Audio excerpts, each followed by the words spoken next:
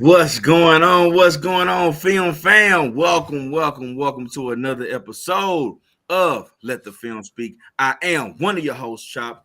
Here, my main man, Willie Jack. Willie Jack, how you feeling today, my dog? Hey man, it's so hard to say goodbye, man. Here I we are, know, man. man. The end of I the know, season dog. officially, man. I know. Hey, you know what? The other thing too, man. This feels a little different now, man. Now that we got a chance to be face to face and side by side and rock the show like that, man. This one feel a little different, man. Now I'm It's back at good. home. You know what I'm saying? Singing the blues. I'm like, dang, man, that felt nice, man. Just to be right next to you, man, and be able to look you dead in your eye as I, you know what I'm saying, as I give you that whooping. You know what I'm talking about? But yeah, So, man. Of course, we got another good episode for you, and this is the season finale, man, for us. Of course, you know, after we finish regular up, season finale, yeah. yeah, regular season finale. Of course, we're gonna get into some stuff, but this is essentially the end of the 2022-23 Mhm. season stuff. Everything else from this point on, after today, we're gonna be talking about the 23-24 season. You know, man, talking about what's to happen in the future. So, of course, stay tuned with us. We'll let you know everything that's going on. But yeah, man, we got some good stuff for you. Of course, we are going to recap the Super Bowl, man. We're going to talk to you about the Super Bowl. We're going to go into the call. We're going to go into the penalty. We're going to go into the game. We're going to go into all of that for you, man. We're going to break all of that down for you. But we do have some news for you as well. But before we do any of that, we got to go through the house rules, man. House rules are the same as always, but I'm going to repeat them every week for y'all. That's like, that's share, that's subscribe. That's subscribe. I said too many S's on that one. That's like, that's share, that's subscribe. Go ahead and jump into that, man. Go ahead and do that for us. We haven't even got into the meat and the potatoes of everything yet. So you got time. So as you're doing that, I'm continue to go through this. Also, hit that notification bell, man. You hit that notification bell. How else are you gonna find out exactly what me and Willie Jack got cooking when we in the crib? When we got the wings going, when we got the soda, we got the drink, man. Anything you need, me and Willie Jack got it. If you want to know when we That's a got it fact. and when it's coming up, you got to hit that notification bell. How else are you gonna find out? And I guarantee you, me and Willie Jack, we will not let you down, man. We will not let you down. What's Before up? we go Yeah. into it sounds like it looked like you getting ready to do a check-in, a roll call or something. What is Hey, I that? was about to say, man, hey, they was in there early, man. We got an assist in the building. What's going on, man? Day one game, Jarrell, man, back in this thing in full effect, man. He had a rough weekend, man, but he back in this thing holding us down, man. So we appreciate you, big dog. Yeah, man. Appreciate you tapping in, Drill. We know it was a rough week. Hey, but you here to hear us out, man. You here to hear us out. But yeah, He man. taking it on the chin, man. He said no matter how trash the call was, man, they should have left it in the ref's hands. Hey, I can appreciate that, man. That's a man's man right there. He said I'm gonna take it on the chin, man. We should have left it in the ref's hands. Those are the type of football fans I like, man. The realistic football fans that understand the game, you know, through and throughout, and they not blinded by the fact that they are a fan of a specific team, man. So I appreciate you, Jarrell, man. If anybody else told you, let the film speak. We appreciate you for Hey, sure. we We appreciate salute you. you. We salute you, my dog. But the first bit of news we're gonna jump into, Willie Jack, and of course it has to do with the Eagles. I mean, so y'all took a little bit of a lick in the Super Bowl, but the licks don't stop here, man. Y'all lose two of them. The first one of the ones that y'all lost. You lost your defensive coordinator and Jonathan Gannon, man. He becomes the new head coach of the Arizona Cardinals. He's with the Eagles for the past 2 seasons. The Eagles were ranked 19th in defense in 2020 before he stepped into the building. The first year he stepped into the building, they went to being ranked the 10th best defense in the league. Then they jumped to number 2, of course, to this past season. And then he takes over a 21st ranked Cardinals defense. Now, of course, he's the head coach, so he's taking over the entire team, but he's taking over the 21st ranked defense as well as and he inherits a little bit of a I don't want to call it a sticky situation at QB, but a very interesting one to say the least. What's your take on this move, man? And this is the Jonathan Gannon going to Arizona. So Exactly. yeah, and so I mean that's well, I don't want to be.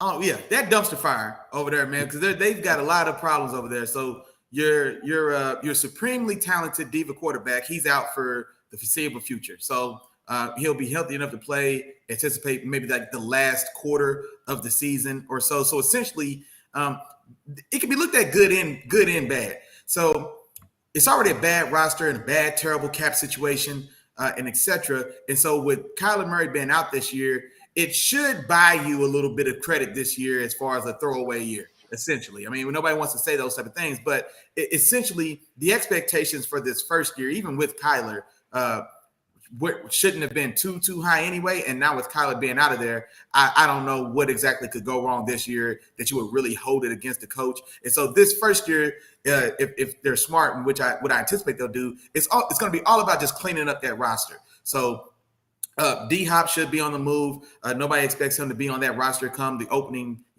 day of 2023. So you move him, you get JJ to retire, and then without going into the specifics of personnel by personnel, but I imagine they'll do a lot of spring cleaning, and then that way, like I said, kind of open up those books, and then that way, like I said, going forward, 24, Kyler's back, and then hopefully we're in a better cap situation, and then like I said, go forward from there and really try to build this thing out. So this year is going to be more about cleaning house.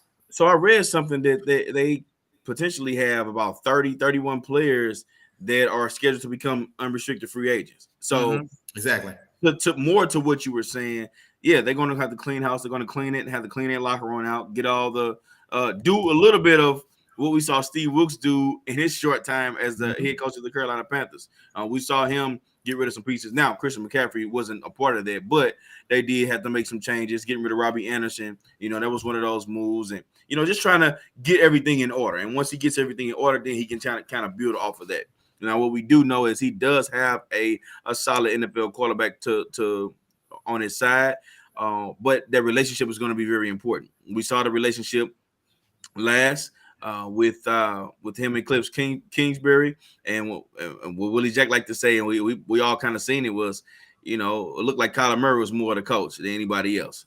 So that'll be interesting to see, and I'll be looking to see what kind of staff he brings in. What staff he's going to bring with him and bring under him. Well, who is he going to bring in? Because obviously he's going to be in control of that defense. But what staff members is he going to bring in on offense to make sure that that ship and that side of things is ran correctly? No, exactly right, and that's exactly perfect point, because who's going to come in to deal with Kyler and to kind of probably rein him back in, because it's one of those things where he was a spoiled rich teenager who got the boss mommy and daddy around. Cliff Kingsbury, saying kind of took his orders from Kyler, it looked like, or you know what I mean. So that dynamic in and of itself was, I guess, for lack of a better word, I'll say toxic. I hate using that word. And so I want to know, like I said, who's he going to bring in there on the offensive side to really be able to, I guess, get through to Kyler for one, and then also to see how that dynamic is, because it's unhealthy for a team when, if some of the rumors or the reports or things that were coming out in that locker room, Cliff was on eggshells around Kyler, and it shouldn't be that way. It's just not for the overall health of the team. So exactly who comes in on that offensive side, and like I said, and how's that relationship, how does that relationship go with Kyler going forward? Gotcha. Oh, real quick, man, we got a couple Facebook followers in the game, man. Rachel Murphy, she says she's sad. She's still a little crushed. She says she is happy to see that the DC is gone. And so I don't know if that's a little would have she's an Eagles fan, by the way. Just throw that out there. Okay. I figured so. Yeah, she said she was crushed. I figured so. She said she's glad the DC's gone. I was like, well, it didn't end so well, but you got to give kudos now. That defense was pretty solid here. Especially with this last year or two, and then this last year, breaking or getting in range of the all-time single season sack record as a team. And so they found a way to pressure and get a hold of the ball. So there was some good things done there for sure. Yeah, and I wonder, like, if and this is a good argument or a good debate too, Willie Jack, because I wonder if that defense was good because of the defensive coordinator, or was it more so because of all the pieces they brought in? You know what I'm saying? You brought in a load. You know what I'm saying? On that defensive line alone, you brought in 3 pieces with Linval Joseph and Dominican Sue and Robert Quinn. You know what I'm saying? And then you brought in C.J. Gardner-Johnson, James Bradbury. There were so many pieces. And I think they brought in another safety too, on that back end. But there was a lot of pieces that they actually brought in to help that defense, in which, honestly, as a defensive coordinator, sometimes when you bring in players with that caliber, especially when you get pressure with 4, hey, we can sit back and play pretty simple coverage because I got the manpower to do it. I don't have to do anything tricky because my guys can handle what you're going to throw at them. So that's something that I've heard from a few Eagles fans as far as like, all right, what's going on? Like, what's going on here? Why why do you get two of the same plays in a row? And we'll get to it, but two of the same play that scored both touchdowns 2 times in the Super Bowl. You know what I'm saying? So it's things like that that the Eagles fans, I think, people were kind of looking at and worrying about. Yeah, I mean, but it's one of those things too where I also don't want to just completely just tear the guy down. Like I said, there's some. I mean, because we've also seen numerous places as well where the names don't get any type of progress on the field or do any type of production on the field. Like the Browns. The Browns, a season or two ago, where they loaded up. You had all these names, that secondary that we know that they kept adding to with your boy out of Northwest, Jadeveon Clowney and Garrett. And so sometimes, I mean, there's got to be a mixture of both, man. There was good things done there. Like I say, you don't threaten the 85 or 84 Bears single season sack record without knowing a little something. Like I said, not to say it couldn't have been better, something better done throughout or on the other part of the defense, whatnot. But he had a niche there, and getting after the quarterback appeared to be it. So like I said, I just want to get a man his just due. That's all I'm saying. Okay, well, yeah, I can take that, Willie Jack. Good point, man. Yeah. Good point. All right. On to the next one, man. On the other side of the ball for the Eagles, another one of the coordinators is heading out the door. Offensive coordinator Shane Steichen, I believe I said that right. Shane Steichen becomes new head coach of the Indianapolis Colts. Willie Jack, what's your take on this one, man? This one is interesting to me. I mean, we've seen this before where, like I said, the Eagles were kind of this season's it team. And so much like just the Rams, I think 2 years ago, we saw like 2 or 3 assistants from the Rams leave and go get a pretty substantial jobs as well. And so now I like this. And it seems to be this way. And so he was a big part of this Eagles defense. Now Sirianni is an offensive side of the ball coach as well as the head coach. But if this Shane character had a part to play in that, then I love it. If he can bring that and implement that over with the Colts. And I'll tell you another reason I like it, because we saw that once how the run game can be implemented, and then of course the passing game off of that. So it wasn't a Ravens-esque offense where it's run heavy, it's quarterback run heavy, but the passing concepts are basic are basic to nil. You know what I mean? And so they were able to be successful actually throwing and moving the ball up the field. And then now, like I said, well, you got guys like Devontae Smith and AJ Brown, that probably helps and goes a long way too. But still, so now they're going to be wide open at the quarterback place. They're the number 4 seed, so they're in prime position to go get a guy that they want. And especially with this being the guy, it makes me think that they are going to tend towards eyeing or trying to get one of these more athletic guys, one of these athletic dual threat guys, a la in the mode of a Jalen Hurts, because that's where he just came from and had so much success. They've already got Jonathan Taylor over there. These type of schemes are, if you can have a legitimate quarterback threat to run the ball, it makes life on the running back so much easier. And not only that, but you've got a dog over there anyway, that as long as you've got a healthy line in front of him and he's healthy, he's good for 1,800. We saw that his rookie year. So now if you bring over this style of scheme where it's going to open up even more lanes for him, because now that backside guy can't just crash and dogpile with everybody else. He's got to honor now the quarterback keep around the backside of this thing. So that's one less guy for JT to worry about as well. And so assuming once they get that implemented, and assuming, like I said, they find the right trigger man to make the whole thing go, this could be excellent news for a guy like Jonathan Taylor. Then also, even a guy like Michael Pittman as well. You know what I mean? So how can he be innovative and get him going? You know what I mean? Maybe play to his strengths as a big body upfield, big body upfield guy. And so, I like the move, considering. Yeah. And here's the things I thought about too, Willie Jack. So I don't know. Well, people probably don't remember this or probably haven't paid much attention to it, but Shane Steichen was also the offensive coordinator the same year Herbert, broke the rookie record. He was that offensive coordinator for that team. Oh, with the Chargers, okay. With the Chargers, and then after that is when he started his 2-year terms with the Eagles. In which this year, of course, they finished as a third-rate offense. Now, also keep this in mind. He also helped with drastic improvement in terms of Jalen Hurts. So he's starting to get that reputation of, okay, he has a little something when it comes to working with quarterbacks, when it comes to working alongside quarterbacks.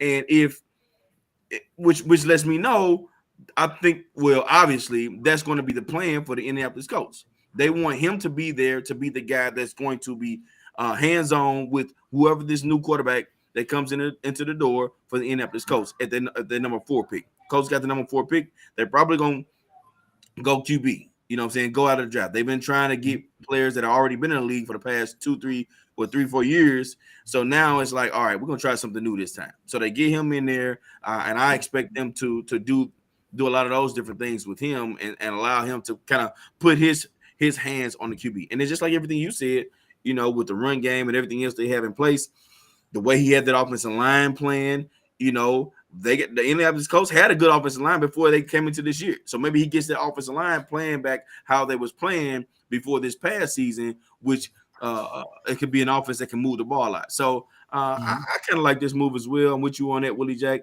Of course, they're going with the hot hands and the guys that have been the most successful. But I can't all the way look over the fact of, the Eagles were just loaded, man. They were loaded from top to bottom on both sides of the ball for both of these coaches, the offensive coordinator and defensive coordinator. So going to these teams, going to have a little bit less to work with. So that's really going to show, what they're completely worth and what they're capable of. And I'm anxious to see what happens with that. No, for sure. For sure. All right. On to the next, man. We had another guy that was moved, actually coming from the college rankings, man. He actually been bouncing around a lot, man.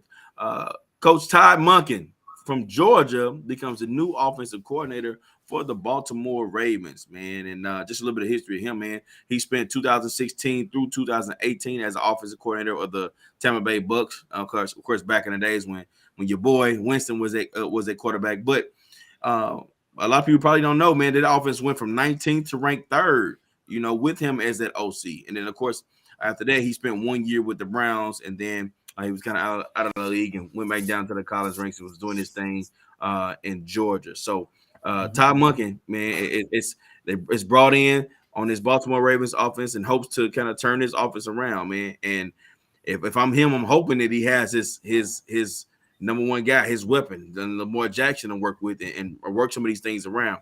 Willie Jack, what's your take on this one? Yeah, man, and honestly, as far as what Monken did to kind of revive or rekindle, I guess, his name in NFL circles, man, is attractive. We've talked about before with guys like Pete Carroll, a suggestion we've made for a guy like Eric Bieniemy. But like you said, man, he was in the league a little bit, bounced around a little bit, had some success, faded again, goes down to Georgia, puts that offense together for them, wins a couple national titles or wins at least one and competes in another national title game, but gets his name back in that NFL circle. And then now he gets to land in a place like Baltimore. And then honestly, man, the quality of that job is definitely going to depend on, just like you said, who's going to be the trigger man. So is he now building around Lamar, or are they back to the drawing board in Baltimore and he's building around a guy yet to be named or assumed? And so as far as the quality of the job, man, that's yet to be told. But if you pay attention to watch anything, watch college football. So that Georgia offense for sure. It's one of those things as well, man. They want to have a physical run game, and then when they do attack in the passing game, man, they tend to want to go. Big, and you know what I mean. And so these are things that I think could line up with the skill set of Lamar. Like I said, it's all about do they bring the bag and keep Lamar in the building? And so it's yet to be seen. But I'm not upset at the hire at all. Gotcha. All right, man. And the last bit of news that we got today, man, it comes from Las Vegas, and it comes from the former Raiders quarterback, man. He has officially been released. So we're gonna have a little bit of fun with this. We're gonna talk some landing spots and stuff like that. But first and foremost, what does that tell you, man? With Derek Carr being released from the Raiders, I mean, we kind of expected it too. But, yeah. Give me your take on this one, Willie Jack. Yeah, and so he was gonna have to be released. I think his guaranteed money clause for his contract was due to kick in. I don't know if that's today or sometime pretty soon. And so if they hadn't been able to find a trade partner, they were going to owe him $30 million guaranteed or somewhere right around that number. So he was going to have to be released. They were hoping to maybe find a suitable trade. His contract does have a no trade clause. And so he would have to okay or sign off on any trade before it could be done. And so, and honestly, man, I can't blame you if you're Derek Carr. For one, I don't know the teams that were in the mix to actually make the trade, if that was one of the destinations he wanted to go to or not. And if not, then I don't owe the Raiders any favors. You know what I'm saying? So no, y'all want to keep me here and work this trade out. Okay, I'm locking in that $30 million in. I'm locking in my guaranteed. Okay, if not, then now I'll get to have my pick of the litter, so to say, and go and do it that way. Now, if he'll make or lose money on the back end of this thing, that's yet to be seen. But he's still a guy. He's still young. for one thing. What is Derek Carr? 31. You know what I mean? He's pretty young for sure. I'm about to say, yeah, he may be 29. No, I don't know if he's that long. He's 31. I was 32. He's 31. He's 31. He's okay, 31. there we go. Yeah. So he's 31. He's definitely in the prime and in the heart of his quarterback career for sure. So at this age, man, he's got another 5-year premium style contract in him, and where he's still got plenty of prime ball to play. And so as quarterback needy as this league is, we see what happens, man. If you've got one that can get you over the hump, man. So we see what that's worth. We see what guys who hit. We see what Kirk Cousins was worth when he left Washington. We see what Deshaun Watson was worth when he came back and went to Cleveland. And so Derek Carr is a guy that's going to get paid. There's too many seats and not enough quarterbacks to fill them. And so especially in this year's class, you've got one guy who stands above all the rest, but he's 2 inches shorter than Kyler Murray. Some reports to tell you, and then everybody else, you've got the big, strong, height, weight, speed guys, and they can't hit the side of a barn. You know what I mean? So a guy like Derek Carr is going to be able to write his own ticket with the team he goes to. And so, if you're him, this is definitely the way you wanted this thing to play out. Unless they was going to lock in my 30, and then I'll decide to see where I go as far as the trade goes. Understood. Yeah, and I'm with you on everything that you said in regards to that. Willie Jack, it just gives him free reign. Mm-hmm. I get to choose. I get to see what I like, what's out there, and what's going to be the best position for him. And I think that's the best decision for him because, like I said, it's going to set him up for it'll set him up for his future. And most likely he'll probably choose somewhere where him and his family can go and they can be there for a few years. And it's not a situation where, it can be unstable. So, yeah, I do like that situation. It's not he's in control of his own situation, and of course, like we said, we always for the players in regards to that. Oh, yeah. So with that being said, let's talk landing spots, man. Where do you think could be some great fits or some good fits for Derek Carr to go, for the upcoming season? Yeah. And so for me, I guess the obvious available spots, I guess, are going to be the Jets, the Saints, the Bucks. Jets, Saints, Bucks. Atlanta should probably still be in that mix. And then is Tannehill out in Tennessee, or is his I think I haven't heard anything regarding Tannehill. Well, I saw an article that was it was speculating, like doing like a quarterback carousel thing, and it speculated that Tannehill was going to be the quarterback for I don't know, it was somebody other than the Titans. And then I think they had Jimmy G with the Titans or something like that. So I didn't know what was going on with his contract, if it's one of those situations where maybe all his guaranteed money is gone and now they save a big cap hit by letting him go. And so but anyway, all that said and done, man, Derek Carr, honestly, I think it's between the Jets with that young talent there. Now, that division is still pretty rough, but honestly, he just came from the AFC West. So he's been in Patty's backyard, and he's got Justin Herbert over there as well. And so, he's used to playing in the stacked division because that's Big Josh and the Miami Dolphins, and we'll see what happens with Tua.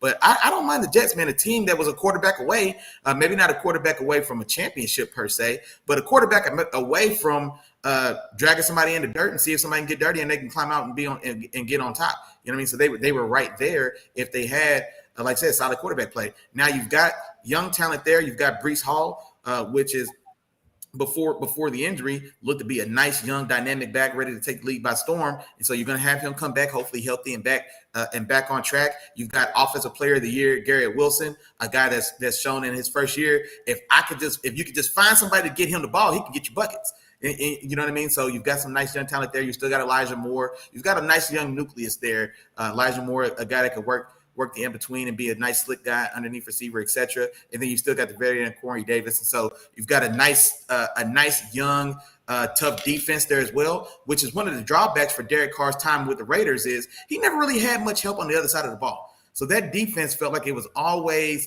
2 steps behind the offense back when he had that offense running. When he had that offense producing and being competent, they never really had a defense to complement him on the other side. And so that's not an issue with that Jets team. And so I'm looking at the Jets. If I'm him, I don't necessarily know if I want to go. Well, I'll take it back because that NFC South is pretty wide open as well. And so, and we left out Carolina. So Carolina's probably going to be in play for a quarterback in the draft. And so Depending how that falls out, if they want to take their chances waiting on the draft, as opposed to going ahead and getting a guy like Derek Carr. But I wouldn't mind that Panther job either. You've got another team with a pretty solid or decent enough defense. You've got DJ Moore and Curtis Samuel on the outside. DJ Moore, Laviska Shenault, and I can't think of the other receiver down there. You got a running back tandem. I think. They had Ryan Anderson, but they got rid of him. Well, yeah, they got rid of Robbie Anderson. But like I said, I still think that NFC South, as wide open as it is, even though the teams there are a little less talented, that division is more so wide open. If you go to New York, you're chasing Buffalo. You know what I mean? And that's an uphill battle. And then, like I said, Big Bad Boogeyman Bill, man, he's not going to stay down for long. So they'll make a move as well, or they'll do something to get themselves back competitive. But that NFC South is wide open. So any of those teams, so the Panthers. Now I don't necessarily know the Bucks. Like I said, the way things just fell apart for that Bucks team, maybe not them. But then, like I said, then a young upstart Atlanta team. Atlanta's probably just looking to cash somebody out. So, but I would say Jets for me, first suggestion, and then if not, maybe explore that Panthers look. Yeah, and maybe now that you said it, maybe the Bucks will be a good spot for them. One reason I say this is for the simple fact that they brought over the new offensive coordinator for the Bucks, and I still hate that they got rid of Leftwich. But the new offensive coordinator for the Bucks was the old offensive coordinator for the Seattle Seahawks, who's been there for I think about 13, 14 years. And he wasn't an offensive coordinator the entire time, but he's been there for that long, and he did a great job with the veteran quarterback Geno Smith. You know what I mean? The getting him to a place where we see him as a Pro Bowl quarterback, as the most accurate quarterback in the league. You know what I'm saying? So with him going over there, Derek Carr already been a vet as well. Maybe that could be a good combination. Having Derek Carr over there under him, and already still having some weapons to throw to, and Mike Evans and Chris Godwin and those type of guys. Maybe that could be a good spot for him. And another spot I thought of too that I pretty much like, and I talk about him all the time. Got your boy on there, and my young and up and coming boy I'll be talking about is Washington. Washington definitely needs a quarterback. And Derek Carr can go over there and light it up. He can go over there and be the type of quarterback that he loves to be. The fiery guy is good. And the funny part is Taylor Heineke probably is a diet Derek Carr. I like to use the diet word, but you think about it, he's young, he's feisty. You know what I'm saying? He's a little bit of a gunslinger, and Derek Carr has a lot of that. Derek Carr can get out of that pocket and run a little bit too. Derek Carr ran 4.5 combine. And Derek Carr is not afraid to take those chances and push that ball down the field. You know what I'm saying? So I think that Derek Carr could be a great fit for this Washington team. If everything plays for him. I like that. With Scary Terry and Jahan Dotson and all that young talent, all those young guys, that could be a fresh start for him, man. Could be a good spot, man. Good fresh start for him for sure. So he can have some time to grow there. Yeah, well, and I didn't think of them, but you make a good point. And then the reports out of Washington, or at least they're propping themselves up that they're going to ride with Sam Howell. I think Rivera's came out like, now Sam Howell's going to be QB1 when we start camp. And so it sounds like they may be looking to give him a chance, but that may be more so a function of they don't pick until they don't draft till like pick 16, and all the quarterbacks going to be gone. So maybe they kind of see that they're out, and maybe they don't. Maybe they're kind of playing. They're reading the cards on the walls. They don't even want to throw nothing off. So maybe it's not so much confidence in Sam as far as just reading the room. They riding this Sam Howell. There we go. Upset win over they beat somebody, man. Was it the Cowboys? My dog Hoop and slid in here, man. It was the Cowboys. Yep. It was the Cowboys. Sam Howell did beat y'all. He beat the Cowboys. Y'all had a shot at the number one seed. Now, it didn't matter because the Eagles ended up winning, but y'all didn't know the Eagles won when y'all was playing the Commanders, and y'all went out there to let Sam Howell get one over on y'all.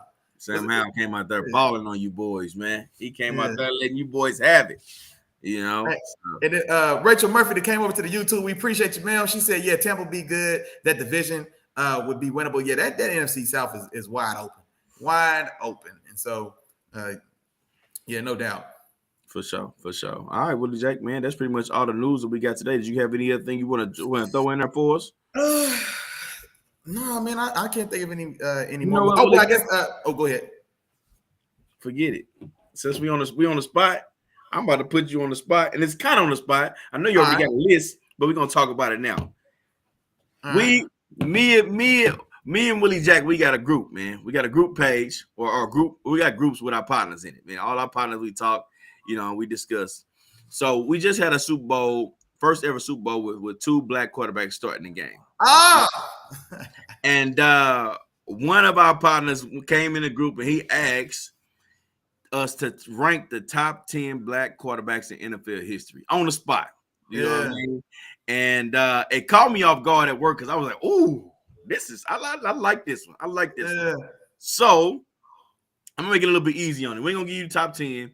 Just give me top 5. And if anybody in here they want to throw in their top quarterbacks, top black quarterbacks in NFL history, they can throw them out there, man. But Willie Jack, give me 5, man. Give me 5 quarterbacks in NFL history, man, that you like. Yeah, man. And you know what? When I was sitting there doing the list, I was in the tattoo shop. So I was sitting there and I'm like, yeah, this give me something to, something to do. You know what I mean? And so hold on. Where was you at? Oh yeah, man. I was in the tattoo shop, man. Got a little ink done today. You got inked up a little bit, dog? Yeah, I got a little ink today, man. Got a little ink done, man. It's a little ink done. But hey, Darren Manning in the building, man. Shout out to you, sir. He said Pat number 1, man. Yeah, that goes without saying. So yeah, we'll get into it, man. I gotta go for me. And when I was putting together the list there on the spot, and then of course, once we started talking about in the group, I realized I missed like 2 or 3 huge names. But right here, man, for a quick 5, I'll go. For me, 1 and 2 are easy. Patrick Mahomes, number 1. Warren Moon, number 2 for me. So I think I'm pretty confident. I feel like that's pretty strong all the way around. Man, I'm now trying to think of the list I had a few hours ago to see who I had 3, 4, 5. Yeah, Pat, Warren Moon. I'm pulling off the top right now. I'm gonna go Steve McNair. He was up there. You want to pull your Steve McNair? Steve McNair's got an MVP and he's got a Super Bowl appearance. I'm gonna go Steve McNair. Want me to pull your list? No. Let me fly real quick. Let me fly first. Because that list I had some key names missing for sure. I'll go Steve McNair 3. I'll go Lamar at 4. I'll go at Lamar at 4 already. If I can have Pat at number 1, well, no, yeah, Pat's already at number 1. 2 MVPs, 2 Super Bowls, 2 Super Bowl MVPs. So that goes without question. Warren Moon, man, for everything. Warren Moon is the black Dan Marino. All the numbers he ain't getting under the championships. And also now, when you talk about Warren Moon, the boy had to go to Canada and win 6 Canadian Grey Cups consecutively before he got a chance to play quarterback. And he still touched, 50,000 passing yards. The boy's about 30,000 passing yards short if he didn't have to go to Canada. Or maybe a good 20, let's say, short if he didn't go to Canada. That's another story. Y'all know. I'm going to go Lamar. What's that? So that puts Lamar at 4 behind McNair for right now. Until Lamar, get yourself to an AC championship, man. Get yourself to a Super Bowl, like I said, because like I said, Steve McNair got to one of those, man. He was a yard shy of. They coming with the list, group, dog. They coming with the list. Hey, there you go. Hey, and I'm gonna get to him as well, man. What's that? Mahomes, Moon, McNair, Lamar, and number 5, man. I'm gonna probably go Donovan McNabb, man. He was the before Patty Cakes, man. Andy remade his name in Philly, and he made that name with Donovan McNabb. And they went to 4 consecutive NFC Championship games. So they were the closest thing to the Bills. He said they couldn't get over the hump, but they went to 4 consecutive NFC Championship games. They got knocked out 4 years in a row until they finally got McNabb a receiver. They got T.O., and then the first year they get T.O., they break through and they go to that Super Bowl. And if y'all remember, man, doesn't get talked about nearly enough. T.O. lit the Patriots up for 9 and $130, 1 or 2 touchdowns on a broken leg, 6 weeks off a broken leg. I tell you like this, man. That is superhuman. You know what I mean? So I'll go McNabb right there. I tell you like this, man. If the Eagles would have kept McNabb a wide receiver, man, we'd be a Hall of Famer right now. That's what we'd be talking about. You know what I'm saying? But McNabb out here completing 4th and 22s to Freddie Mitchell. You know what I'm saying? Pinkerton, who was Pinkston. You know what I'm saying? Going to those guys, man. Come on, man. Yeah, man. It was slim pickings over there, man. They had a lot of blue-collar hard hat boys over there. McNabb was a cat, but you know what? I'm with you on the first 2. I go Mahomes and Moon, but I'm gonna come right back and I'm gonna go Russ, man. I love Russ, man. Damn, I keep forgetting Russ. And I know why. I know what it is. It's because everybody looking at this last season and then he's just gone from people's mind. Everybody forgetting, you know what I'm saying? The boy probably got 9. Now, I said I'm gonna stop saying this. but the boy had 9 Pro Bowls, legit Pro Bowls though. You know what I'm saying? About 9, and he ain't even done with his career yet. He got at least about 5-6 years left. You know what I'm saying? But Russell Wilson, man, was nice. I think he's definitely passed a lot of the guys that's been doing it for a while. I throw Russ in there. I go McNabb in there, and I think I had McNabb and McNair in there. Both of those guys in there for a lot of the stuff that they did. And McNair, man, for me, it was a lot of the eye tests, not necessarily all of the numbers. Of course, he was an MVP, and he made it to a Super Bowl. But McNair was a guy who it was a week in and week out. It was like the team was on my back. You know what I'm saying? Y'all rocking with me, and he did it by will. You know what I'm saying? It was by will. It was like by any means necessary. You know what I'm saying? I can get it on the ground. I can throw it in the air. I can put it on the money. I can do all of those different things. You know what I'm saying? Now, of course, you still got a lot of quarterbacks out there too, and I want to throw them out there. You got Doug Williams out there. You got Randall Cunningham out there. You got Dante Culpepper's out there. Michael Vick, Lamar Jackson. You know what I'm saying? There's a lot of quarterbacks out there, man. Mm-hmm. But this was a very y'all ain't got no love for Aaron Brooks. Y'all ain't got no love for Cordell Stewart. Aaron Brooks, Cordell Stewart. I mean, if you want to start naming like the mediocre, you know what I'm saying? I can keep going. We can talk about Tony Banks. You know what I'm saying? There you go. Yeah. We can start talking about some other guys, man. But it's a lot of guys out there, man. And I thought it was dope that we really talked about that because we got. Go ahead. I'm sorry. I know how I left Cam. Cam is top 5 on my list. Cam Newton. We not gonna spend hell no. Cam is in my list, so I don't know who getting knocked off. Cam in my list, man. McNabb. Somebody knocked off. Hey, McNabb, man. I really did. I appreciate your career, man. There's some things going on there with you, bro. But the Cam is in that top 5 for sure, man. Gotcha. And if you don't mind, Willie Jack, I'm gonna pull up a couple of these lists, man. So Jarrell's list is up here, man. He got. Yeah. I don't know if this is any order or not, but he said no order. Yeah. Vick, Moon, McNair, Mahomes, McNabb. So some of the names we already had. Rachel come in. She's still throwing names up there. We got Cunningham, McNair, Doug Williams, Moon, Pat. You know what I'm saying? Wife in the building. She came through this mug. She coming in hot. Patty Lamar, Jalen Hurts. She told him Jalen Hurts in there already. Right. Jalen Hurts on his way. Russell Wilson, Mike Vick. You know what I'm saying? We got a lot of cats in there, man. Who else? And the endurance that he forgot about Russ as well. But yeah, man, there's a lot of quarterbacks out here, man. And hey, Hoop, I ain't gonna let you off the hoop. I ain't gonna let you off the hook, Hoop. If you in here, bro, I need a list, bro. I need 5, man. Hoop Dragon, man. Talk to me. I need 5. Come on. But also, we on the way still. You know what I'm saying? Bryce Young, CJ Stroud, they sit in the wings right now. You know what I'm saying? Waiting to continue to add to that list. So that's pretty cool, man. Pretty cool. Hey, matter of fact, Jared, if you ain't here too, man, give me 5 now. Come on. Talk to me. If y'all in here, y'all know what's up, man. Ain't no way y'all guys in that scope. Put the food down, put your fork down for a minute, man. I know y'all eating dinner. Put it down, put your 5 in, then you can finish eating. It ain't gonna take long. It's gonna take about 3 minutes, man. It ain't gonna take you long. But yeah, Willie Jack, man, I think that's about it, man. We done talked about, the news, went over some of these coaches. We talked about, quarterbacks in the NFL, man, black quarterbacks at that. Now I think it's about time you talk to him, Willie Jack. Talk to him, let him know what's going on. Before we jump into this Super Bowl recap, of course, we got to jump into that. We got to give you the recap of everything. But before we do that, Willie Jack, let him know what's up, man. Hey, y'all know what's going on, man. Today's episode of Let the Film Speak, man, hosted you by your dog, Willie Jack and Chop, man. Brought to you by the 3 Amigos, man. That's like, share, subscribe. Holding us down a long way and a strong way, man, since the very beginning. The 3 Amigos. Like, share, subscribe. Now, 3 Amigos, 4-part process. Y'all know what's going on. I'm going to get to it, man. First, you got to like, share, subscribe. First, you just got to holler. Just be respectful. Just speak when you come in the crib, man. That's all we're talking about. Just holler at 3 Amigos. Just speak, man. Hey, what's going on with you, with the Amigos, man? Appreciate y'all. Like, share, subscribe, man. We appreciate you. Then tell a friend. Tell your friend to tell a friend. Tell your friend's friend to tell his partner. Bring them on down to the Let the Film Speak, man. We in the penthouse now. We on YouTube, man. Y'all see what's going on, man. We got clips. We got chips. Chips and dip over here, man. Come in here. Enjoy yourself. Have a good time. Sit here. Kick it with your dogs real tough. And then we can get back into the regularly scheduled program. Let's go, big dog. All right, let's jump right into it, man. Of course, y'all know what the score was. Y'all know what the teams was. The Kansas City Chiefs defeat the Philadelphia Eagles 38-35 in the Super Bowl for the championship. Super Bowl MVP Pat Mahomes ends up leading his team to victory in this game. Now, I'm gonna say this first, Willie Jack, before we jump into it. First and foremost, man, phenomenal game. You know what I'm saying? I couldn't ask for a better game. As we sat there and watched that one, man, it went from quarter 1 to quarter 4 to the end of that game, man. A very, very good game, hard-fought game. And I said multiple times, okay, we had a ball game here. You know what I'm saying? I saw some hard-fought plays. I saw some guys doing whatever they can to break tackles. I saw some hitting. Them guys was bringing that wood. You know what I'm saying? I saw some blocking. I saw some guys. I saw winning on both sides. You know what I'm saying? A guy was getting blocked on one play. The next play, he come back around and he get his off. You know what I'm saying? I'm gonna win on this play. That's the type of football I like to see. So before we jump into the game and start talking about good and bad and what went wrong and the keys to the game, it was a very, very good game, very, very competitive game.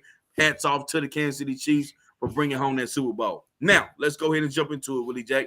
First and foremost, talk to me about what you saw. What were your keys to the game and what happened, man? Man, and you know what, man? The more first off, just like you said, man, very entertaining game. Man, competitive. I mean, as we know, man, all the way down the wire. No, I'll take that back. The Eagles came out and kind of were the team that they had been all year, man. And so when I really sit back and I really think about this game, and I don't mean to take any type of credit away from Kansas City, you know what I'm saying? Because you still got to go out there and get bodies now. You still got to go out there and get buckets. You know what I'm saying? But the more and more I think about it, man, I really feel like the Eagles lost this game. You know what I'm saying? Like they really did. For one, the easiest play to point at is the 7-point swing, man, on the second quarter fumble. Now, it wasn't the second quarter. It was early on. But the way the Eagles were moving and grooving, man, this game, not to say it's going to be put away. No lead's going to be too safe when you got Patty on the other side for sure. But the two plays that happened. So the play before the fumble, and of course it's been pointed out, is 3rd and inches. 3rd and inches might as well have been gimme. Anything inside of 3 yards was a gimme for that offensive line and that sneak, man. And so they're 3rd and inches. They get a false start by my dog Landon Dickerson.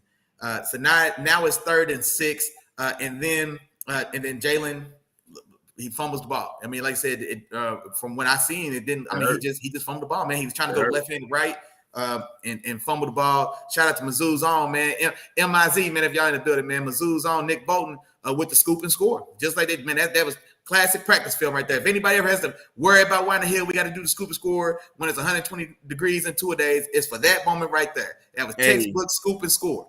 And he was a challenge, overturned challenge away from having 2 return touchdowns in the NFL. He was that play probably gave him the Super Bowl MVP. You know what I'm saying? It had to, because Patty didn't throw through it. Patty didn't have 200 yards passing in that game. Now he threw 3 touchdowns, but like I said, I mean, but it wasn't a prolific day in the air for Patrick Mahomes at all. And so yeah, no, for sure, definitely. But yeah, man. So, but that right there, not to say that's what lost the game, but that game is 10 points at halftime, where it felt like the Eagles probably could have been up.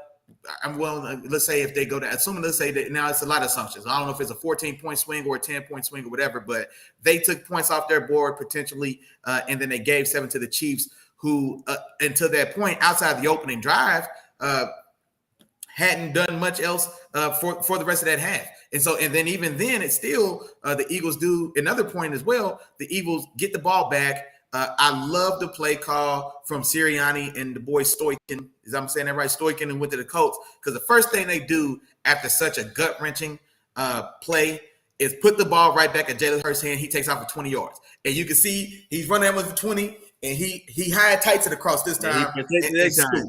And so exactly right. And so it's like, look, if we're not going to leave any questions on the field, that's our dog, that's our guy. We believe in him. Players mess up. You know what I'm saying? Players mess up sometimes. It don't change the price of tea in China. Go right back to the well, go right back to our guy, and let him make a play. And so I love how that played out. They go right back down the field. And then kudos to Kansas City in their defense, because that drive stalls. And so it looked like they were going to go in and be able to punch that in. I didn't like the play calling on that last series when they got down around like the inside the 10 or so. It got too conservative. And this is a team that went for it on every fourth down. They in that first half, I don't think they punted any. They went because they were all fourth and inside of 3. And so they went and got them. You know what I mean? So they were playing aggressive. I thought they nutted up a little bit in that inside the 10, but you still get out there with 3 points. And so a game that was 14 or yeah. And so it's like I said, they go into the lead there at half with just 10, and 10 points might as well be 3 points when you talk to Patrick Mahomes. And he's like, oh man, just 10. These boys are messed up. I ain't even started cooking yet. You know what I mean? And so and then now, like I said, man, we know how the rest of that game played out. Now here's the thing as well, man. Shout out to Andy Reid. And this is no secret, but it's the tale of 2 halves. So the Eagles come out they're borderline dominant. Like I said, like if they don't shoot themselves in the foot, You know what I mean? Like, man, if they don't shoot themselves in the foot, that fumble, which turns into seven for the Chiefs, and then, like I said, and then taking your foot off the gas, in my estimation or my opinion, and not being able to punch that in and just settling for 3 right there before half. Like I said, man, if those are 2 scores, man, then that's I'm not going to say it's going to put that game away. Like I said, it's still Patty, but like I said, they left a lot of meat on that bone. Like I said, the Eagles left a lot of meat on the bone. That's the takeaway. For the majority of my takeaway from this game is you just left too much meat on the bone. You can't do that. When like I said, when you got a killer on the other side, man, you got a Patty, you got a Joe Beasley, you got a Joe Burrow, man. You give these guys an inch, they taking a mile. And we've seen that time and time again. But then, like I said, man, Kansas City gets in at halftime. You get the ball at halftime, which is so important, especially in today's game, man, having that extra second half possession. And like I said, man, it's a tough 2 halves. So they scored what? They scored 14 points in the first half, one of those being the fumble recovery for a touchdown. Then they scored 24 points in the second half. And so completely changed and completely switched. And then, like I said, man, on the Eagles side, I mean, there were didn't make all the plays that were there to be made. I still think the catch that was overturned from Devontae Smith, that was a 40-yard gain that puts you down there in plus territory, approaching red zone. You lose that on replay, or you lose that on review. Maybe it was, maybe it wasn't, but just a couple missed opportunities along the way. And then, of course, that defense, what should have been a strength, especially in that front line couldn't do anything with Kansas City's offensive line.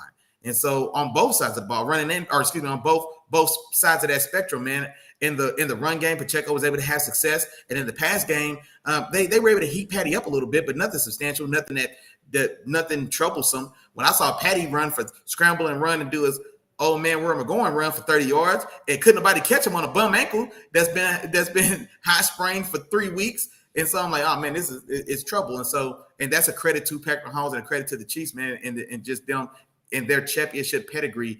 But my overall, and I'm sure we'll get to the call, man. I'll leave that so we can attack that together or whatnot. You know what I mean, when the time comes. But my overall impression of the game, honestly, man, is that I do want to say this, and this isn't any style of credit or discredit or hate or knock on Patrick Mahomes in the slightest. You know what I'm saying? We know what Patty is. Patty made his bones in this league, man. So ain't nobody has to make any excuses or defend the name of Patrick Mahomes. His name holds its own weight. But he wasn't the best quarterback in that game on Sunday. Jalen Hurts went to another atmosphere Super Bowl Sunday. Jalen Hurts took 2 huge steps forward, in my estimation. He was lights out. His misses.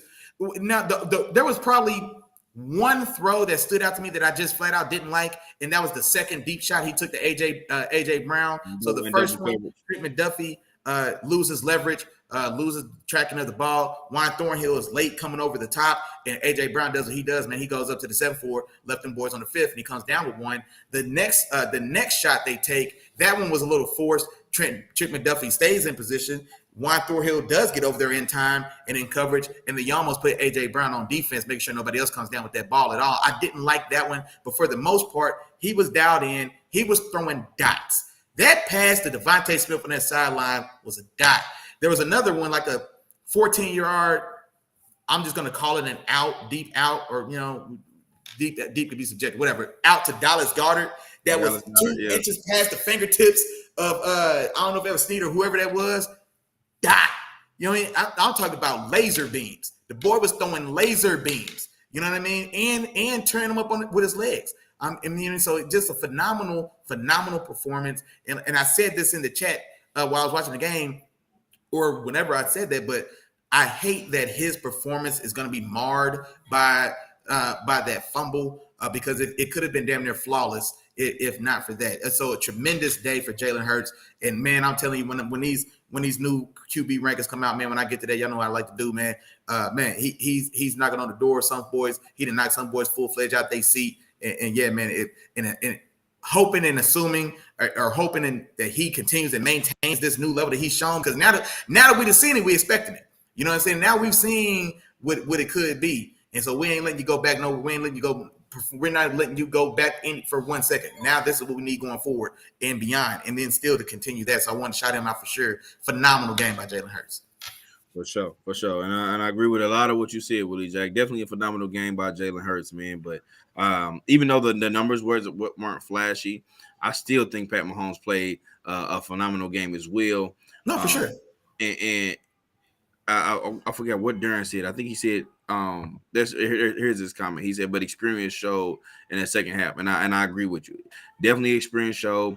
The toughness of Patrick Mahomes showed in terms of him getting that ankle tweaked again, him going out, but still coming out and say, hey man, I'm playing on this right before the half and will this team the victory. Even after nicking it or tweaking that ankle again, coming out in that second half and essentially saying, you know what, I'm still running this ball, going for that 25. Thought you were however long that run was in that particular game, going for that particular run and going for that, playing that style of play that he always plays, sticking to what he does best, not shying away from anything just because he was injured in the game, showed that, man, he has he's special. He's special. I think he took another bump in his legacy, I'm saying, in terms of the things that he's available to do and things that where he stands on the list. I've heard people already trying to compare him to, guys that's been in the league a lot longer. Now I'll hold off on that a little bit, what I'm saying, because at the end of the day, you got to do it. You still got to do it. Now he's 2 Super Bowls in already, and as we said before the game, as long as Pat Mahomes is the quarterback of the Kansas City Chiefs, that window, that Super Bowl window, will always be open. You know what I'm saying? But going to the game, I know. Well, I kind of had a feeling a lot of people were going to point at the fumble. You know what I'm saying? The penalty. And a couple of those plays in terms of this game. But for me, it was a lot more than that. It was one, that offensive line of the Kansas City Chiefs. And you mentioned it a little bit in the pregame, Willie Jack, but they came into this game and they were on a mission. They were on a mission to say, all right, Eagles, I know y'all rush forward, but we're going to see what y'all can do today. You know what I'm saying? Our game plan today is going to beat y'all game plan. Y'all going to have to beat us today. You're going to have to get past us. And they weren't able to do that. From a team who led the league in sacks and threatened the all-time sack record. If they did they break their all-time sack record? And so and that's the thing too, because I thought it had been announced that they either tied or broke the record. And then I think I saw a graphic that said maybe they fell 1 or 2 sacks short of it was the 84 Bears, I believe. And so I'm not sure where they settled on that. I thought that they had broke it, that they announced that it had been broken. But then I think maybe even in the Super Bowl, I think maybe they posted the graphic. I think the single season record is like 72 with that Bears team, and maybe they got 70, something like that. Well, and so it was either way. To have that many sacks in a season and not get one in the Super Bowl and to be shut out, to me says a lot about not only the Chiefs' offensive line, but also adjustments, that the Chiefs made. And you got to give a lot of credit to Andy Reid. And we said it before too. You give him 2 weeks, Andy Reid is cooking. He's in the kitchen cooking with the auntie arms. You know what I'm saying? That's what he's doing. And that's what he did. He cooked up something to say, all right, we're gonna y'all defensive line is spicy, you know what I'm saying? But take some of this milk. We can cool some of that spice off. You know what I mean? I know how to control my pot. You know what I'm saying? And that's, like I said, that's what he did. He kept pressure away from Pat Mahomes all day. Pat Mahomes made good decisions all day, because a lot of people, this is the thing too. Sack can also be considered a quarterback stat. You know what I mean? You ain't gonna sack this every quarterback. You're not gonna be up there and sit and be able to just pin your ears back against every single quarterback. You pin your ears back and you try to get sacks. Quarterbacks know how to arrange slide protections and do whatever they need to do. They know where those holes are going to be, those windows are going to be, on each and every play. So that's what Pat Mahomes did, man. He was really good. He was lights out in terms of that, and I really love to see that type of football play. And that's why I said Willie Jack too. It goes to, all right, they get a sack the whole first half. They didn't get pressure on Pat Mahomes the whole first half. Okay, so defensively, what adjustments are you going to make? Because it's more than just about the players now. It's about coaching. So who's going to be who's going to be the tip-top coach in this game? You know what I'm saying? The offenses both did their thing. They put up 35 and 38 points. So the offense was doing their thing. But defensively, for the Eagles, what you gonna do? You got to figure out some way to get pressure, because that's how y'all operate. You know what I mean? Mm-hmm. Y'all operate by getting pressure. The reason you get to talk about that penalty, well, it's a couple reasons too, and we can get into that. But the reason you get to talk about that penalty is because Juju Smith had the time to come in, then back all the way out, then up the field. You know what I'm saying? Where was the pressure on that play? That play took about 4-5 seconds. The average play is what, Willie Jack? About three seconds, 2.5, something like that. So that was a huge difference in the game for me in terms of why the Eagles weren't able to do what they needed to do. And then they just weren't able to stop anybody. For the game that Jalen Hurts played, you have to be able, you got to be able to get stops, man. You got to be able to get a stop. I know who Pat Mahomes is. You know what I'm saying? And Pat Mahomes is Pat Mahomes. He's going to do his thing, but you have to be able to stop him. You have to make him go the long haul, like we've been saying all day. You're gonna dink and dunk this ball. Ain't gonna be no big plays, ain't gonna be none of this. Now, granted, special teams had a big role too. You know what I'm saying? Especially in that key moment with Kadarius Toney. Big return, brought it down to about inside the 5-yard line. And then what they do, Kadarius Toney is tired. Come on, Scott Moore, let's run this route. We already got this schemed up. And just to give y'all what I saw, and I saw breakdowns of this, they had been running motion all game. But what they were doing was they were running that motion all the way across the field, okay? And they kept doing it. So what the Philadelphia Eagles DBs started to do was, anticipate fly motion. Exactly. They start anticipating it and start hauling ass across the field. But then once their receiver stops on the dime and the ball is snapped, it's too late. Ain't nothing you can do. He tries to stop, tries to turn around, and it's a freebie. I mean, it's a freebie, yeah. You know what I'm saying? And they did it again on the other side. On the other side of it with I did it with Scott Moore one time and then Kadarius Toney one time. So Kadarius Toney was first, then they do it with Scott Moore, and it was nothing that they can really do about that particular play, man.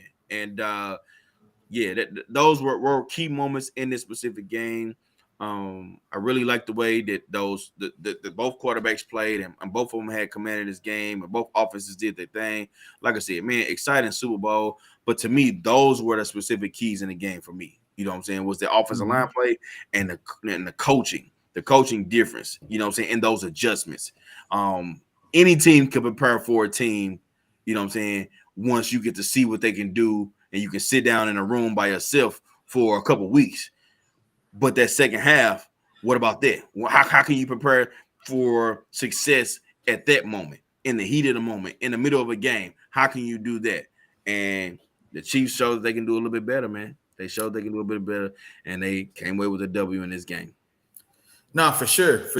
And then, man, I'll highlight this comment from Danny Manning, man. Darren Manning, forgive me, brother. Darren Manning, he said, where's this Super Bowl rank in terms of your favorite ones all time, man? Does this crack your top 3, top 5, or just kind of real quick there? What you think about this? For sure. This was a very entertaining game to watch. It really was. So I'll say this. It definitely cracks my top 3, but I'll put it at number 3. But you said favorite, though. So when you talk about favorite, man, my favorite Super Bowl of all time has got to be the 99, man. That 99 Super Bowl, game-winning tackle, Mike Jones on Dyson, man, coming across the middle, about a foot and a half away from scoring a touchdown. Man, y'all don't know. I wish y'all could have seen our house in that moment, man. I'm talking about we loaded. We all Rams, man. Rams was in St. Louis at that time. Man, that was the best Super Bowl I've ever seen, man. And it still is to me, man. And speaking of Steve McNair, we was just talking about Steve McNair. That's exactly what I was referencing. Exactly. He completes the pass, but it's just a hell of a tackle. But you know what? Now that I think about it, maybe I'll move it back down some more because even I know you definitely remember. That's why I'm gonna say, do you remember? Yeah. Man, Santonio Holmes in the back of the end zone. That's where I was going. Super Bowl 43, baby. My Steelers. I stole your thunder. My fault. That's my favorite one, man. Super Bowl 43, man. Steelers and Cardinals, man. It was an interesting one because Mike Tomlin had got that job. Ken Whisenhunt was the coach of the Cardinals. He had been the offensive coordinator for the Steelers under Cowher, and it was at the time. It was one of those things where we were all thinking Ken Whisenhunt was going to get the head coaching job. And then they were doing the interviews. The Rooneys had already put forth the Rooney Rule. And then a guy out of nowhere, defensive coordinator from the Minnesota Vikings, comes and blows him away and becomes our head coach. When, like I said, everybody anticipated it was just going to be Whisenhunt and just kind of get passed down. And so Whisenhunt ends up leaves and taking that job with Arizona. And then what do you know? We meet in the Super Bowl. And then, like I said, man, and then my favorite play in Super Bowl history, man, that interception return, the 102-yard or whatever it was, 100-yard interception return right before halftime for James Harrison. Man, I can't watch that play, and just so much everything had to happen perfectly for that to happen. You know what I mean? And so Yeah, definitely for me, man. That's my favorite one all time. But like I said, just like Chop said, the ones that mean the most to me is the ones I won in, man. The ones, thanks. Those are the favorite ones. But you know what? Those are Super Bowls too. Like even with me not being a fan of the Steelers, you remember that. That's game winning time. You know what I mean? Yeah. Like there's not many game winning time plays you can talk about. Besides, like a lot of field goals. We can talk about the Patriots first, however many Super Bowls. They were all field goals. Yeah. You know what I'm saying? The one where Tom Brady came back 28-3. That was exciting. That was an exciting Super Bowl. Yeah. The game-winning pass to Plaxico Burress. You know what I'm saying? The Mario Manningham down the sideline. The David Tyree catch. Hey, I got Super Bowls. Man, these Super Bowls are big, man. They were some big games, but this one was definitely a really, really good game for sure. And I definitely put it up there. But like you said, the favorites, man. Yeah, gotta be the home team, dog. Gotta be the home team. But I feel like I think it could be in that top three. I think it'd be in that top three. I think it could, because that Patriots Giants one. There was very exciting moments, especially at the end, the David Tyree catch, etc. But the game itself wasn't. It wasn't a lot of points. I don't mind the not a lot of points, because I liked that Rams Patriots Super Bowl, the one y'all lost to Jared Goff. I liked that one because that was a defensive chess match. Or you know what I'm saying? I liked that one. I thought that one was more entertaining than the Giants Pats one. Just for me, I just couldn't stand it. I'll tell you why. Those were my two least favorite teams ever. Like I couldn't stand Eli Manning. I definitely couldn't stand Tom Brady and the Patriots. So I really just couldn't even get it. Like I hated both teams, honestly. So that's why I could never enjoy those matchups as much. But yeah, man. I'd say it's probably in my top three for sure. For sure. Hey, and matter of fact, y'all in the chat too now. If y'all let me know, man. Somebody drop their favorite Super Bowl in the chat for us as well, man. We'll take a look at it. Oh, somebody put Denver, Seattle, man. Did you? Oh, you like that blowout? You like that blowout? Seattle blew Peyton them out, boy. They let them boys have it in the Super Bowl. Man, I'll tell you what, man. I always wondered, because momentum is real. I don't care what you heard. I don't care what you think, what you believe. Momentum is real. I believe it too. When they snapped that ball over Peyton Manning's head to start the game and gave him a free 6, that game was over right then. Because you know what I'm saying? They were a young team, an upstart team. That was a team that was very like emotion driven. And so teams like that, they ride the highs higher than anybody else, but they also tend to ride the lows lower than anybody else. And so you get that right out the gate. They rode that high, and they went out there and put all paws on Peyton and those Broncos, man. But I'll tell you another one. That Seahawks Patriots Super Bowl, even though I hate that I hate that the play call there on the goal line, but that was an entertaining one for sure for me as well. And then, like I said, it had the drama of what could have been, and then you're watching it's like, this didn't happen. This did not just happen. This you know what I'm saying? This is what I just remember, like, that didn't happen. There's not a penalty. Like something's wrong. Like this ain't, you know. So so that's crazy. Look who in the building, Willie Jack. Look who in the building. Isaiah, what's the word? Look at what's up, boy. Look, he said Eagles Pat Part 2, along with Rachel too. Rachel said Eagles Pat Part 2. So Eagles Pat Part 2 when they did the Philly special, man. That was a good one. Oh, that's in there for sure. Yeah, they did the Philly special, man. LeGarrette Blount, you know what I'm saying? He tore the Patriots up, boy. LeGarrette Blount was running all over them boys. Yeah. You know what I'm saying? And then, of course, we already talked about Pats versus Atlanta, 28-3, man. That's a good one, man. That's definitely a good one. Yeah. But Willie Jack, before we jump out of here, man, we gotta talk about the some of the obvious. Okay, so we did talk about the we did say that we're going to bring up that or talk about the penalty, which caused a lot of uproar to a lot of people. You know what I'm saying? And I feel like we need to touch on that, man, to discuss that a little bit. So Willie Jack, what was your ultimate take on that, man? Oh man, hold on. And I'm sorry, man. Our dog Jared was in the building earlier, man. And he had a comment on it. And I told him to try to save it for when we get to it. Hold on. I feel we finna spark some debate up here. Yeah, no, that's all good. Okay, so here's my thoughts on it, man. And so I've seen the replays, I've seen the steal shots, and of course everything looks a lot worse than it is when you slow it down to like when you start watching the film in 1/1000th of a second, then everything is kind of egregious at that point. Here's my take on it, man. I wish it wouldn't have been called for reasons for both the Eagles and the Chiefs. for the Eagles, of course, is because you never want to see a game end that way. You never want to see a team lose that way. And then also for the Chiefs, there was a lot of talk, man, after that AFC Championship game with the Bengals. Now, whether you believe it or not, depending on what side you're on or not, but it did feel to a lot of viewers, we should say that there was like some disproportionate, like there's going to be close calls every game. There's going to be calls that should have went the other way every game. There's going to be some calls that just get flat out missed. But in that Chiefs Bengals game, for a lot of folks, man, the complaint was it felt like all the bad breaks tended to go to the Bengals, and so it gave people a bad taste in their mouth. And so on this one is one where I'm not going to say it shouldn't have been called because of that situation or that time of the game. I don't like that statement because, like I said, if it's a foul, it's a foul. So I don't want to say that it should have been called because it was a minute left in the game. I'm saying I think it should have been called because it was ticky tack. That's my thoughts on it.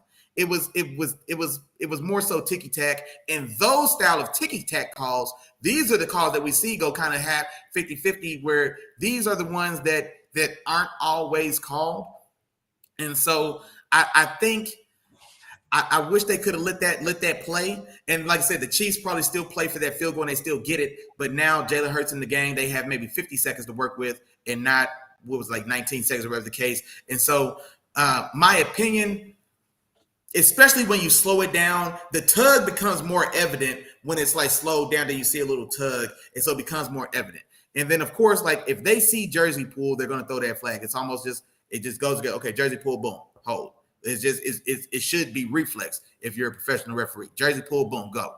Now that I feel like I did kind of sit on the fence. I don't want to call it a bad call, and especially here's another thing as well, man. I want to kudos to James Bradbury. He came out and took it right on the chin, and that's what I really can appreciate. That's what I would applaud. He came out and said, "Hey, look, hey, I held him. You know what I'm saying? I held him. I grabbed him. I held him. I was hoping they let it go. They didn't." The call was the call. You know what I mean? So he took it on the chin, didn't run from it, didn't hide from him, didn't cry, whine about it. He didn't pull a LeBron and you know what I'm saying, cry in the middle of the floor, man, about the call that wasn't. You know what I'm saying? He didn't do none of that. He took it on the chin. Hey, you know what, man? I'm competing. I'm playing my ass off. I'm trying to. I grabbed him. You know what I'm saying? Hey, it is what it is. So I can appreciate that. And the fact that he came out and said that. Now, if he feels that to his heart, who knows? But I'm going to take a man at his word. If that's what that man said, I ain't gonna put no words in his mouth. He said what he said.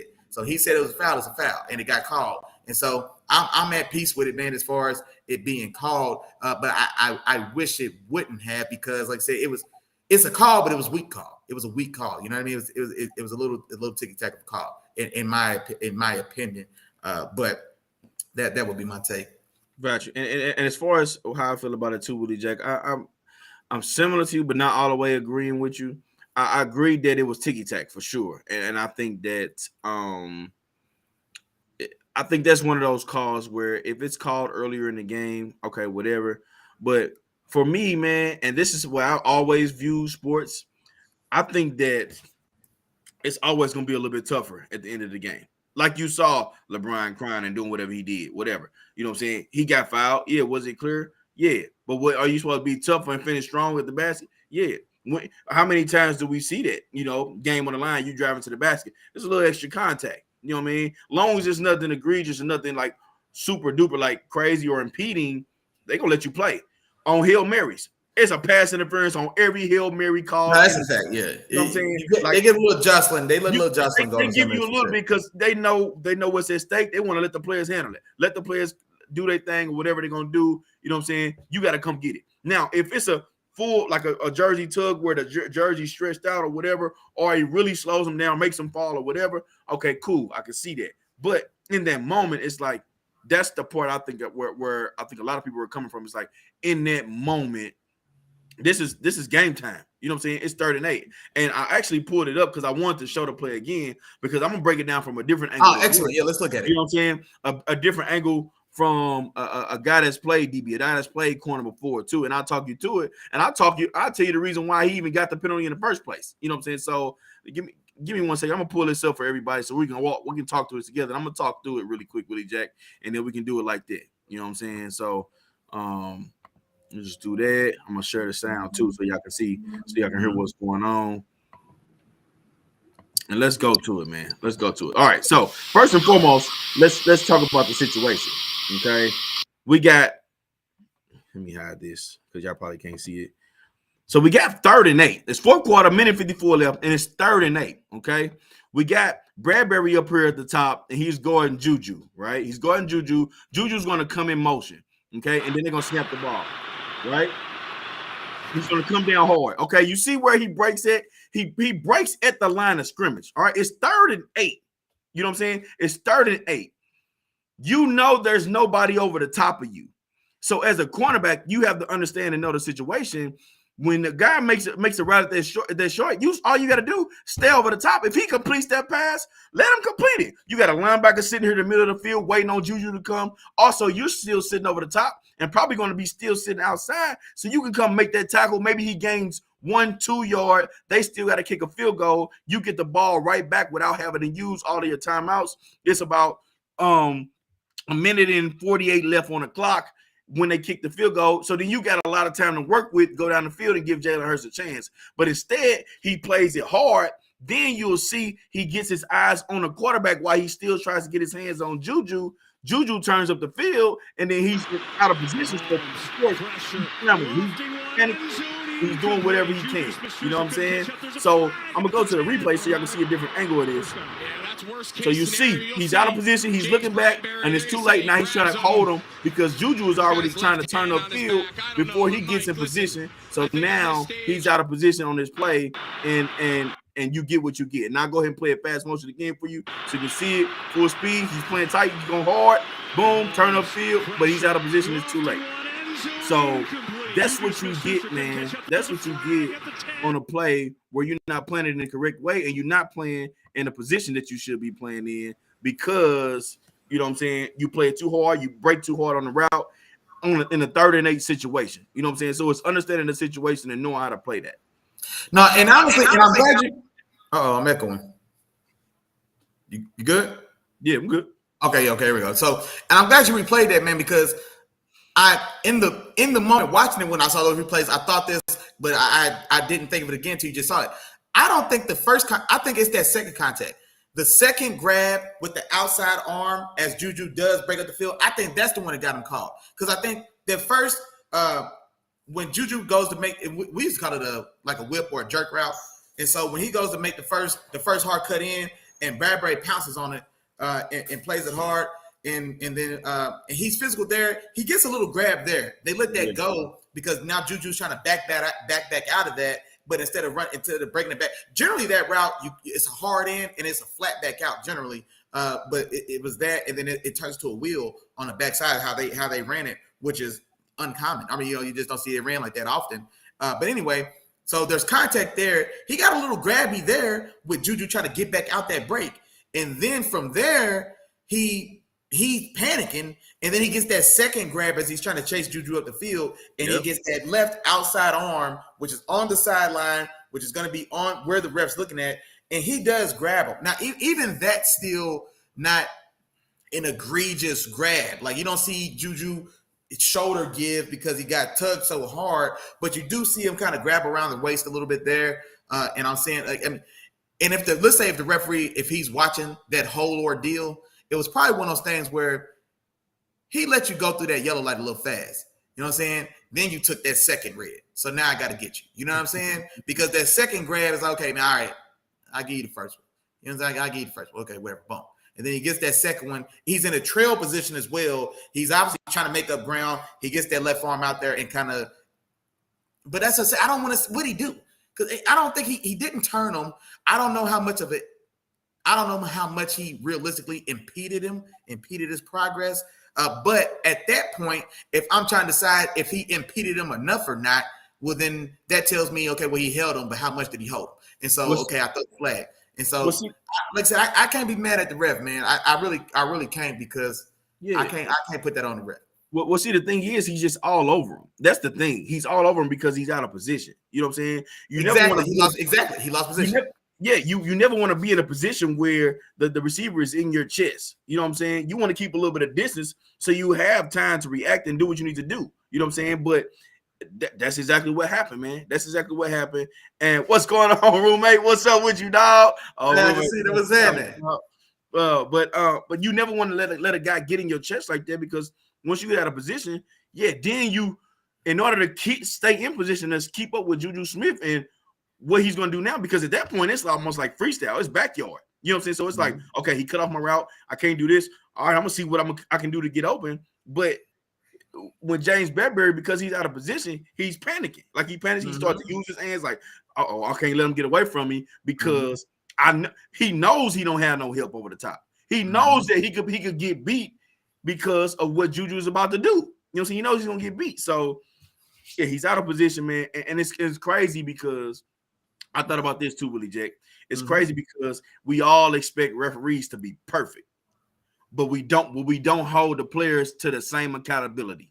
You know what I'm saying? So that's why, for me, I said, no, let's break this play down, and I'm gonna show you why he got this penalty. Because if we go, the refs let him play all game. They let him play all game. I wasn't mad about what was going on with the game. They let him play all game, and then this call, that's the call that they make, which it was a call. Like we already talked about that part, so I ain't gonna go back into that. But they let them play the entire game, and then come down to this, and everybody's super mad at the refs. Man, this is a 60-minute ball game. You know what I'm saying? What Ray Lewis say? It's a 60-minute ball game. 60-minute ball game. 60-minute ball game.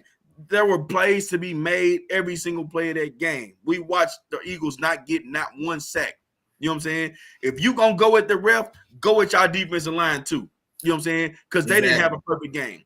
If you gonna go at James Bradbury for being in the position, because he didn't have a perfect game. Go at Jonathan Gannon, man. I hated the scheme that I hated that they tried to just sit back and they sit back in kind of soft zones and just let Travis Kelce just eat them up. Well, in the key situations, the key downs, man. Kelce had free releases all night, and then he was able to just run away from TJ Edwards and kind of settle in those kind of deeper intermediate zones, man, on these key downs and plays. I hated what they had going for that. Now, and a lot of that, like I said, credit to what Chop said earlier, man. Andy Reid put a lot of. We all are familiar with motion, but the motions that they ran in this game were different than what they had been running for the bulk of the season. Like Travis Kelce didn't often sit still. I mean, for almost the entirety. I mean, it felt like he was always in the move, in doing stuff. And so, but not just like my dog said, man, players got to make plays at the end of the day. You know what I'm saying? Players got to make plays, man. And they didn't. Oh, and then Rachel, she was asking if it was uncatchable, if that's something there. And then Jarrell said is the reason why, maybe that's the reason why I was holding instead of pass interference. And so the difference is going to be pass interference is only thrown when the ball is in the air. So Patty didn't throw the ball until after the hold. So if that same contact happens when the ball's in the air, then it qualifies for a pass interference. But since that occurred before Patty even threw the ball, it's a hold. And so the catchability of it doesn't even come into play when it's a hold. Because like I said, the hold happens before the ball's even in the air. So it's just a hold is just, was there holding or not? And it doesn't matter about catchability or et cetera. But then also, in fairness, I mean, realistically, I don't think he was going to catch that ball, but he probably is a little closer. I guess closer for sure. Closer for sure, but I still don't know if he gets to it. And I don't think that's by accident as well. I think Patty put that ball where it wasn't out of play, but it was still a safe enough throw to where, because sometimes you don't get that call. And so you don't want to throw an interception anticipating that call. You know what I mean? So he puts that ball, only Juju was going to get it or nobody was going to get it type of ball. And then, like I said, and then they do get the call. For sure. Yeah. All right, man. Well, Willie Jack, we summed up the Super Bowl. We gave y'all some news. You know what I'm saying? I think that is the end of the 2022-2023 regular season and playoffs. You know what I'm saying? So from this point on, when you see me and Willie Jack, you know what I'm saying, it's going to be about the 2023-2024 season. You know what I'm saying? We're going to be talking draft. We're going to be talking some other subjects, man, that we feel like are interesting. And that's another thing, too. Me and Willie Jack may have a few weeks to play around with, man. If y'all got some stuff y'all want to talk about, man, some stuff y'all want to hear, some interesting topics, man, not only throw them in Facebook, man. Y'all are part of the group. Throw those topics in Facebook. Me and Willie Jack, we can talk about it, discuss it, man, and figure out if these subjects can be some good topics to talk about with y'all, man, and shoot it and shoot the knowledge with y'all for sure. And kind of go through that. From as of right now, Well, first and foremost, Willie Jack, and you let me know, man. We can talk about it. I don't mind talking about it on air, man. I believe we'll be going on a 2-week break, man. We're gonna be on a couple-week break. We'll take a break for a little while. But then when we do come back, we'll be on Wednesdays. We'll be on Wednesdays for a while again. Up until we get up close to the season. We'll usually do a draft special, so we'll definitely come around for the draft and everything like that. But coming up, man, well, like I said, we'll do a little bit of break first, man. Me and Willie Jack been going strong, man, all year long, man. You know what I'm saying? So, cut your boy some slack, man. Yeah, man. Hey, just like my dog Chop said, man, we're going to have a little mini off season ourselves, man. Like I said, man, it's a grind, man. Like we love it, but it is a grind, man. And so we definitely do put in a lot of work behind the scenes, man, and wanting to get on here and not only be entertaining, man, but to drop a couple jewels along the way as well, man. And so, just like my dog Chop said, man, we're going to take 2 weeks, kind of recharge, reset, and then, like I said, really dive into the draft content, man. I've kind of already I've kind of dipped my toes in that pool, but now I'm finna dive head first. You know what I'm saying? So I'm ready to really get into that, man. I love this part of the year anyway. And so we're going to get into that. And then, yeah, man, 2 weeks time, and we'll be back like we never left, man. Y'all know what's going on. No Sunday shows, of course, because there's Sunday's a pregame show. We ain't going to have no more games. So, boom, there you go, man. Wednesdays at 7. Y'all know what's going on, man. Hey, shout out to all the love in the chat, man. Shout out to the members, man. Darren Madison, keep pumping out the content, man. We ain't going nowhere, big dog. We got you. You know what I'm saying? So, hey, man, we appreciate all the love and support this way, man. It's finally here, dog. The end of the 22-23 season is finally concluded, man. So, man, it was a long road, man. We enjoyed every step of the way, man. And like I said, now it's time for that next phase, man. We'll take a break. We'll take a rest. We'll recharge, reset, man. We'll come back hitting the ground running like we always do, for sure. Of course. And we come back, man. When we come back, we're going to keep coming back harder, man. We're going to keep coming back better. Yeah. We're going to keep going back to the drawing board. And, hey, man, we're going to get this thing rolling for sure, Willie Jack. Definitely. And I was going to say, man, draft season is officially here now. And I told y'all, I think last week, man, shout out to homeboy, man, one of them minutes, can't think of your name right now. But, hey, y'all got draft questions, man. Draft questions, you just want to shoot the stuff. You got a question for me, man? What your team should do? Players your team maybe be interested in, man, or moves you'd like to see made, man. I'm here for all that, man. Holla at me in the group, man. Holla at us, man. Drop some comments and whatnot. And then, yeah, man. If it's good enough, if it's a good enough talking piece, man, it might even make the Wednesday show. But I'll definitely be in there, man, trying to respond and chop it up with you, man, in the chat for sure. So yeah, man, send me all that draft stuff, all that good stuff, man. You got a prospect, you got a team, you got a whatever, man. I'm here for it. So holla at your dog. For sure. All right. Willie Jack, man. Hey. That's all, man. It's time to go. That's all. Run through them, man. Bring us on home, man. Man, it's so hard to say goodbye. 2022, 23, we out this thing, man. Shout out to the members, man. Of course, the ones that was in the building tonight, man. Day one game Jarrell for sure, man. The fam band was in the building as well. Appreciate the love, family. Our dog Darren Manning was in the building, man. Rachel Murphy was in this thing on Facebook and then slid on over to the YouTube, man. Our dog Jared Mitchell was in the building, man. And then shout out to the rest of the members as well, man. Y'all know what's going on, man. Shout out to our dogs, man. Joseph Kenny, man. Brother Red from No Budget Podcast. Shout out to our dog James Skinny Ward, man, and our dog Kevin Wilkinson, man, from Real Deal STL Sports. My dog Hoop came through and slid on us, man, earlier, man. My dog Hoop Jargon, man. Check my dog out on YouTube, man. He out there really doing his thing, man. He had some Super Bowl coverage. He was out there at the Super Bowl getting his journalist on, man. So I'm going to check your content out too, bro. I'm waiting to see it hit the channel. I didn't see it when I checked it the time before. But no, man, shout out to the guys, man. Shout out to William White, man. Shout out to Jeff Walker. Shout out to our dog Tom, my dog Miles, man. You know what I'm saying? All the day one members, man. We know what's going on, man. Man, hey. Stink Prince in the building, man. Holla at them, man. Appreciate y'all, man. Some of those sponsors, man. Process Precision Painting, man. Atlanta based, man. But they get anywhere to you, man. Shout out to them as well. No Balls, No Glory, man. Just all those members, man. All those sponsors, man. The ones holding us down, man. In the light and in the dark, man. We appreciate all that. Shout out to Wifey. Shout out to Sis. You know what I'm saying? Shonda, man. So she's a part of this grind with Chop, man. It don't stop, man. It's a team, man. And so we appreciate all the love and support from everybody, man, that holds us down, man. We say that we say that sincerely, man. We really mean that. We really appreciate y'all. Appreciate y'all for sure. And then, yeah, man, y'all got 2 weeks to get your minds right. You know what I'm saying? To get your draft hats on. You know what I'm saying? Decompress from the season. And then we will be back, man. Wednesdays at 7 o'clock. You know what's going on. Wednesdays at 7, we we're no watchers. Because we ain't got nowhere else to be. But in here kicking game, man. Kicking flavor to the folks, man. Getting real jiggy like we like to do, man. Wednesdays at 7, we will be right back, man. Same bad time. It's just a different back channel, man. 2 Wednesdays from now. Come kick it with your dogs, man. Other than that, hey, here's one more, man. You know, we love the love now. You know, compliments will get you everywhere. You know what I'm saying? We love the love. Great season, great time, fellas. Holla. Hey, we appreciate you. Hey, my dog, day one gang, Jarrell. He said, thank y'all for a great season, fellas. Darren Manning with the love, man. Great show. Rachel was in there throwing love, showing love as well. So, hey, we appreciate all that. We really appreciate it, man. It feels good to know that y'all rock with us, man, and that y'all really dig what we do, man, because we love doing it, man, and we put a lot of work in to do it, man, and to be here to give y'all a good show, man. And so we appreciate all that. Other than that, man, hey, appreciate y'all. Y'all have fun, man. Enjoy yourselves. Be safe. Be smooth. 2 Wednesdays from now, we will be back. Until then, peace. Peace.